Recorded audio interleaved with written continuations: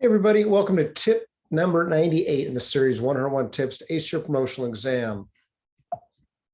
As a reminder, my website code3firetrain.com has lots of great free stuff on it. Check it out if you haven't done so already. And this series is based on my latest book from Fire Engineering Books and Videos of the same name, available off their website as well as mine below. So tip number 98. Volunteer to serve as a rater for a promotional process, or any process for that matter, but any promotional process preferred where there's maybe an oral interview or something. Now, you may think and say, well, I'm just a firefighter.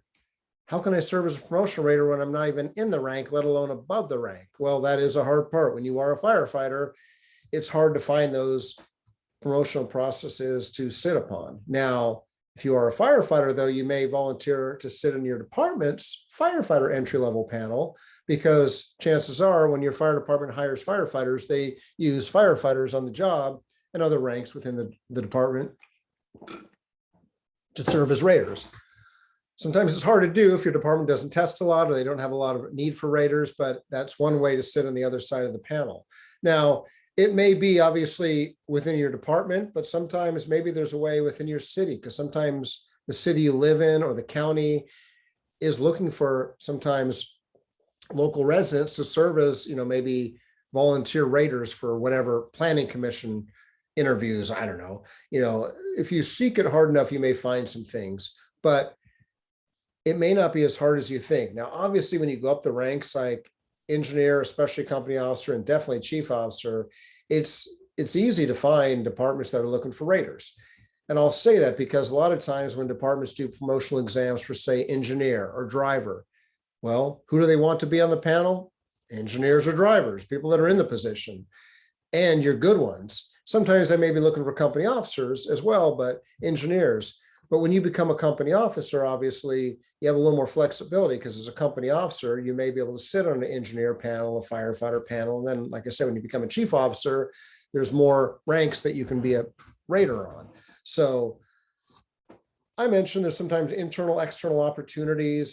Sometimes other departments are looking for raters from other departments. So that's why I think it's critical to let your training chief or your human resources personnel know that you're interested. Now, I say or because every department's different. Usually in most departments, the department human resources staff, or what we call personnel services in our department, they're the ones that coordinate all the internal testing. And when other departments call for raters or the need for raters, they'll usually go through HR, because it's not uncommon when a department is having a captain's examination. And let's say there's an assessment center. So there's an assessment center where there's an oral interview, fireground simulation exercise 1, fireground simulation exercise 2, role play exercise.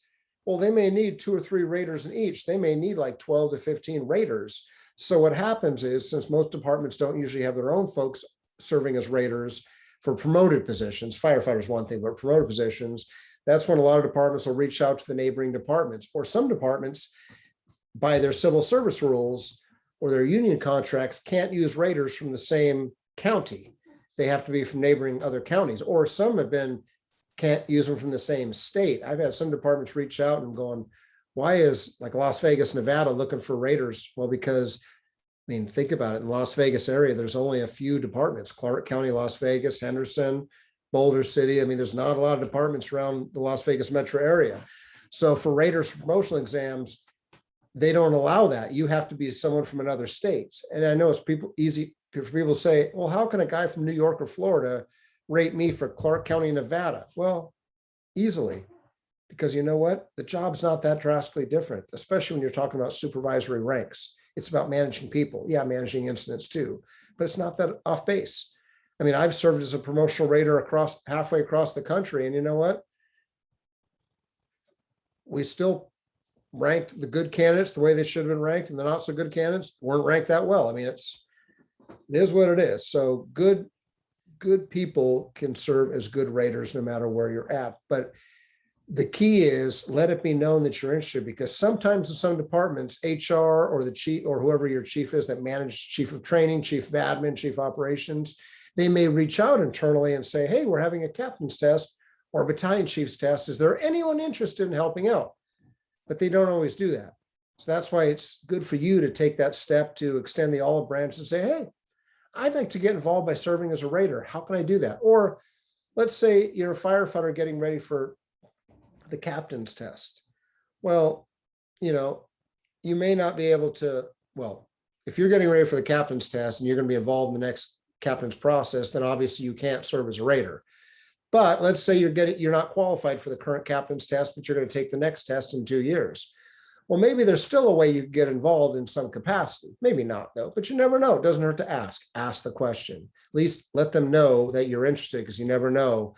Because a lot of times when other departments reach out and say, hey, we're looking for a, one battalion chief to serve as a rater for, these dates, sometimes we'll send an email out to everybody. Sometimes we'll hand select people, and not playing favorites, but here's a benefit to working in the office. Because think about it, if you work at a firehouse and you're on a shift schedule, and let's say like next door to us, San Jose Fire, when they have a captain's test, it's a 5-day process.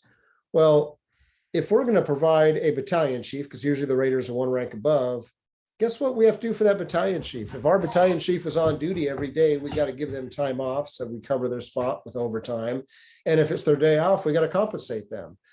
So it's okay to do that, but if we have people that are working 40-hour staff positions, because some departments, especially larger one, have 40-hour career development staff positions, like 40-hour, like my department is a 40-hour firefighter engineer in training. We have a 40-hour training captain. We have a 40-hour training battalion chief. We have a 40-hour operations captain, 40-hour operations battalion chief. Well, those folks, they have a lot more flexibility and latitude in their schedule, whereas because we're not paying overtime for them because they're already on shift, it makes it easy, and they're usually a lot more flexible schedule-wise. So that's a benefit, because I know my training captain, there's a lot of times where I send an announcement out or an email out to people, hey, anyone interested in going to San Jose for 5 days, helping out as a captain's test rater? Crickets.